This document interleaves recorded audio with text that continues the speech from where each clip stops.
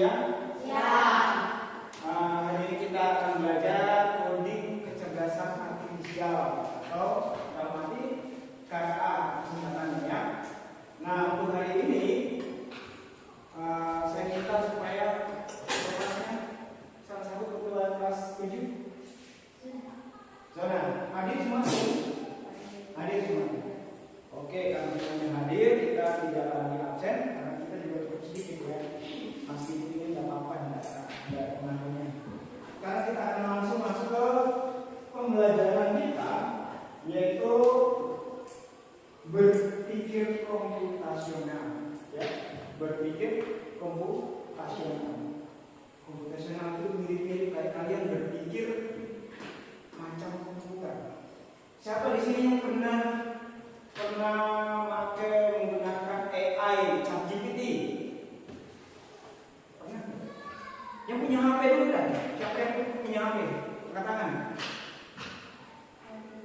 Oke. Nah, yang punya HP ini apa sih yang dipakai di HP itu? TikTok, apalagi? WA. WA itu juga ada AI-nya. Apa lagi? Main game? Game, oke sudah. Pernah nggak kalian berpikir kok bisa nih TikTok, apalagi WA bisa melakukan apa yang kalian perintahkan? Atau pernah nggak kalian melakukan pencarian di Google? Pernah? Betul. Pencarian apa? Kayak mata pelajaran apa gitu, dicari tugas apa? Pernah?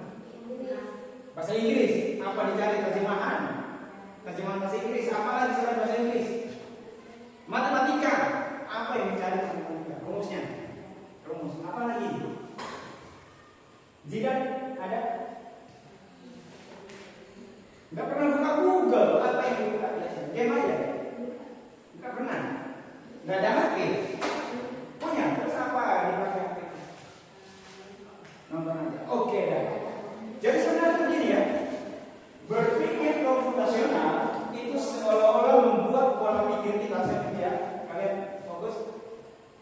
Berpikir komputasional seolah-olah kalian berpikir seperti komputer berpikir. Wah, karena sebenarnya kita tuh manusia yang membuat komputer, ya kan? Kita manusia yang membuat kan. Nah, bagaimana kita punya pemikiran sama seperti komputer?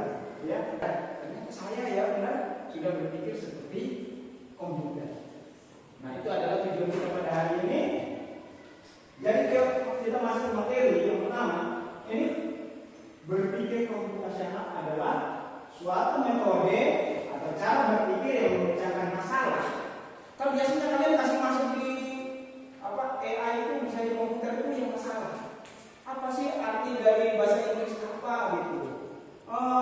Saya mau pergi ke sekolah, bahasa Inggrisnya apa? Benar nggak? Biasanya kalian begitu kan?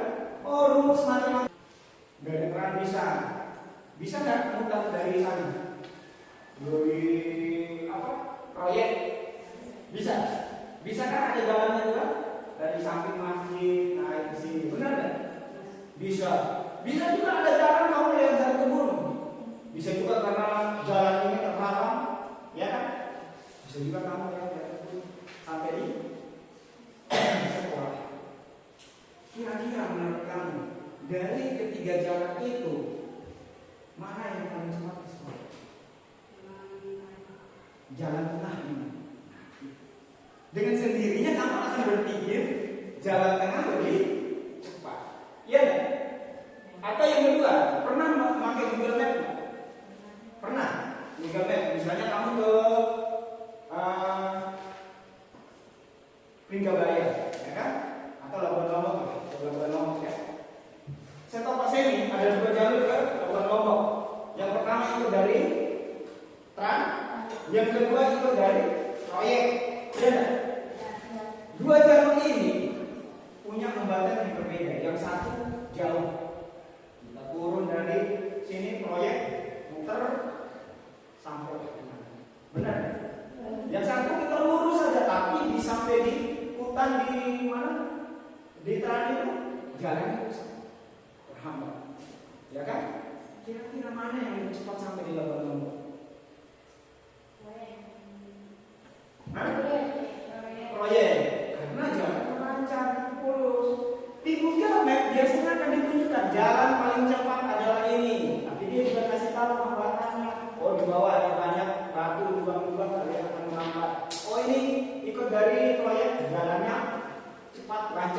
walaupun jauh, tapi kecepatan kalian stabil. Paham ya? Inilah berpikir profesional. Oke, kita lanjut ya. Oke, dari cara berpikir ini, ya, kalian sebenarnya sudah melakukan.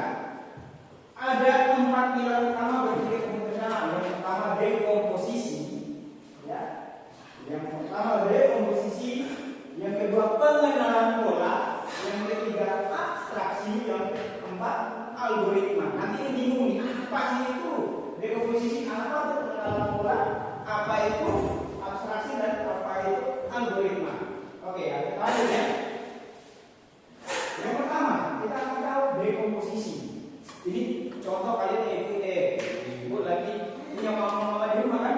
Biasa kalian mereka, mama aku pengen makan nasi goreng, ya kan? Cara membuat nasi goreng itu seperti apa? Ya kan? Kalau saya perempuan yang ada yang pernah bikin nasi goreng, nah, cara membuat nasi goreng ini, dekomposisi itu adalah bahan-bahan yang dipakai. Itu. Pertama apa? Nasi, menyediakan nasi, bumbu, telur dan lain-lain, ya kan? Tomat, bumbu tambahan dan lain-lain. Yang kedua, diiris bumbunya. Yang ketiga, menggoreng telur. Keempat, menumis bumbu. Kelima, mencampur semua bahan dan memasak.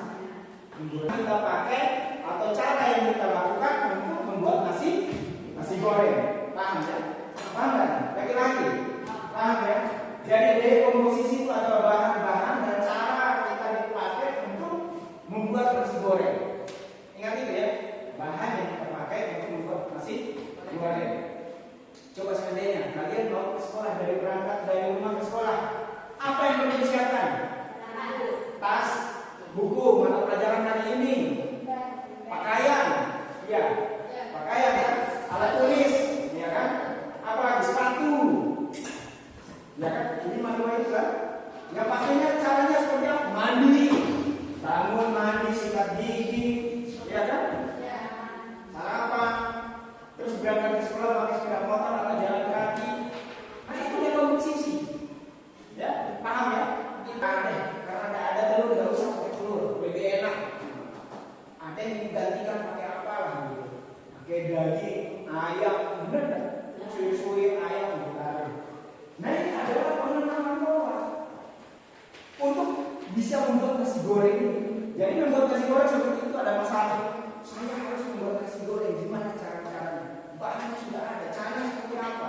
Apakah saya perlu goreng masing-masing telur atau saya langsung gabung jadi satu kan? Ini perempuan yang paham, benar? Yang laki-laki dan perempuan datang ke sekolah pun dia siap bahan-bahannya macam-macam. Perempuan jilbab siap dipakai, laki-laki nggak perlu siap, ya kan? Sepatu, kadang laki-laki males deh, sepatu saya basah, nggak pakai, nggak perlu, ya kan? Yang penting lari cepat, gitu kan? Ada yang pakai sepeda motor datang ke sekolah, ya kan? Ada yang jalan kaki, karena jalan kakinya lama dia bangunnya lebih cepat. Kalau saya jalan kakinya lama, dia pakai sepeda motor karena cepat saya jalan, males-males dulu, biasa gitu kan? Pernah ya? Nggak berasa. Nah inilah kita mengenal pola untuk bisa menjawab dari masalah kita. Masalah kita apa? Membuat nasi goreng. Masalah kita yang saya kasih bilang bagaimana pergi ke sekolah dengan tepat waktu. Paham? Paham tadi pengenalan pola? Paham? Oke, nanti kasih tanya. Yang ketiga abstraksi. Nah ini kita fokus pada cara ke sekolah itu caranya seperti apa? Apakah kita ke sekolahnya jalan kaki, tidak pakai sepatu, pakai sendal, lebih enak mana? Pakai sendal atau pakai sepatu? Sepatu. Anda tidak perlu pakai dua-duanya, kaki kosong. Kenapa harus pakai kaki kosong? Biar kaki kita ringan, tidak berat. Kalau pakai sepatu berat apa? Benar tidak?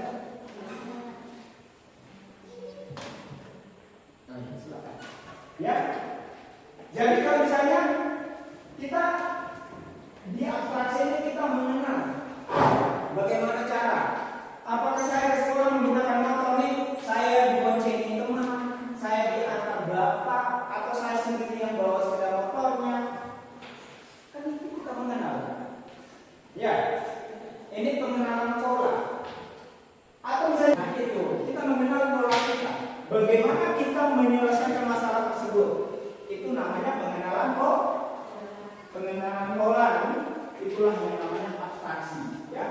Jadi fokus bagaimana cara kita menyelesaikan masalah tersebut. Oke, kita lanjut. Yang terakhir nih, algoritma.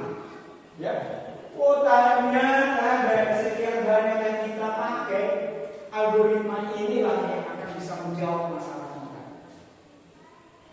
Kan gini, tadi pas saya bilang gini, untuk membuat nasi goreng itu banyak cara kan? Benar kan? Banyak cara.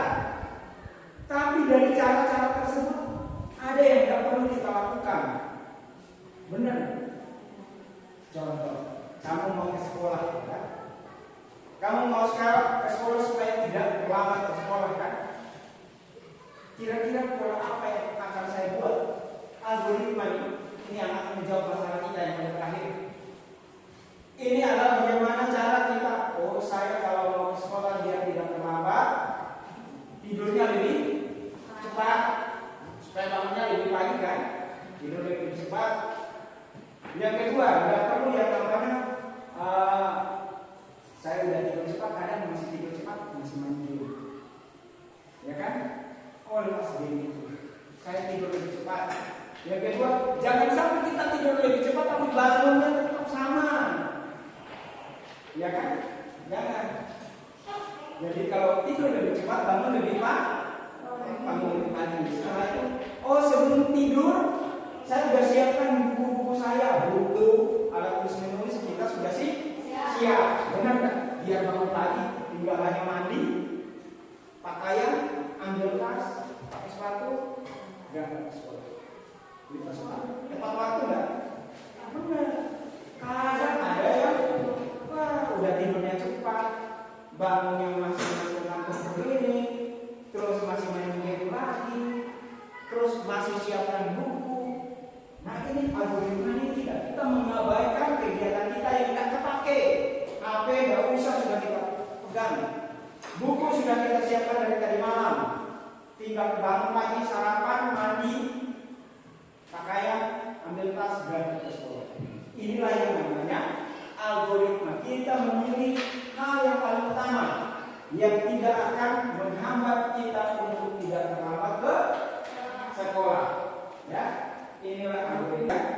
Terima kasih. Nanti setelah ini kita akan buat dalam bentuk kelompok. Pembagian dalam bentuk kelompok ada 2 kelompok. Nanti kita akan mencoba mengerjakan tugas cara berpikir komputasional. Ya, berpikir komputasional. Sekarang langsung bagi ya. 1, 2. Seperti contoh tadi, kita mengerjakan masalah bagaimana menanam jagung. Menanam jagung, kelompok 1 dan kelompok 2. Semuanya sama, tapi dengan cara yang berbeda. Terserah kalian ya, dengan cara kalian sendiri. Ya, bagaimana cara menanam jagung? Ya, 5 menit ya. Nah, nanti setelah kalian dapat dengan baik-baik, setelah kalian dapat, kalian akan, nah, berubahnya seperti ini. Jadi, menanam jagung itu ada hasilnya itu adalah lingkaran biru, ya. Nah, untuk bisa mencapai lingkaran biru ini dengan baik-baik ya. Untuk bisa mencapai lingkaran biru ini, kita menggunakan apa? Bibit unggul, perawatan yang tepat ya kan? Berarti 3. Pasti diminta dari kalian masing-masing kelompok. Pilih yang mana yang paling duluan dipakai. Ya. Pilih mana yang paling duluan dipakai. Dan tidak perlu kalian menulis, pasti akan membagi. Ya. Siapa ketua kelompoknya di sini? Ya, pilih satu-satu. Ya, oke. Jadi nanti saat presentasi baru menggunakan ini ya. Dari pola itu yang ada ini adalah simbol ya. Ini adalah simbol. Biasanya kalau kalian di komputer itu, yang kalian buat satu program untuk bisa menjawab, misalnya buat ChatGPT, itu kalian hanya menggunakan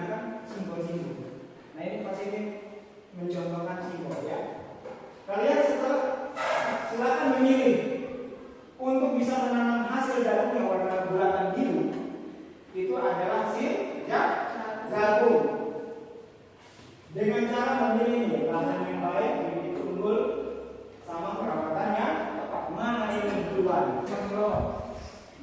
Pasiennya kasih waktu 2 menit aja. Karena tadi udah depan ini paling gampang. Maju, siap 1, 2, 3 berdiri dulu.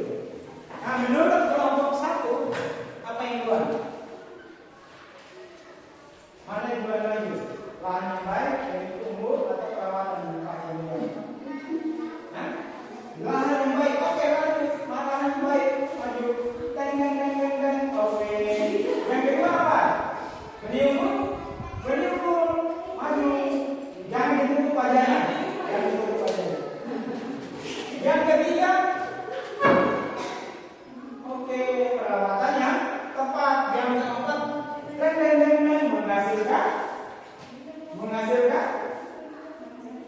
menghasilkan jagung. Oke, jadi inilah yang dilakukan oleh kelompok 1. Dia pilih lahan yang baik dulu, kemudian dipilih berikut unggul, kemudian dia melakukan perawatan yang tepat, hasilnya mendapatkan jagung yang paham? Oke, bertangan. Ya. Itu adalah cara ya. Itu adalah cara berpikir secara komputasional. Ya. Cara untuk berpikir komputasional. Paham? Paham enggak? Oke. Itulah adalah cara kalian dengan sendirinya sudah pernah melakukan berpikir seperti komputer. Tapi dalam kehidupan sehari-hari kita. Paham? Paham enggak nih? Paham ya. Jadi supaya kalian itu bisa memaksimalkan apa sudah yang kalian lakukan untuk berangkat sekolah, mengabaikan hal-hal yang tidak baik, kita menggunakan hal-hal yang tepat secara efisien untuk kita pakai untuk mencapai tujuan kita. Oke, itulah yang bisa Pas ini kasih ke kalian hari ini. Sekarang kesimpulannya, apa sih pendapat kalian? Apa sih pendapat kalian tentang cara berpikir komputasional? Menurut kalian berpikir komputasional itu seperti apa? Berpikir seperti apa? Komputer, ya kan? Tapi cara berpikir komputasional kita bisa lebih efisien, lebih tepat waktu untuk bisa mencapai tujuan. Paham ya? Paham? Oke. Karena kalian sudah paham, jadi pas ini maunya ke depan kalian berpikirlah seperti berpikir komputasional, supaya aktivitas kalian untuk bisa mencapai tujuan itu bisa tercapai dengan baik dan terrealisasi dengan baik. Paham ya? Paham? Silakan dulu.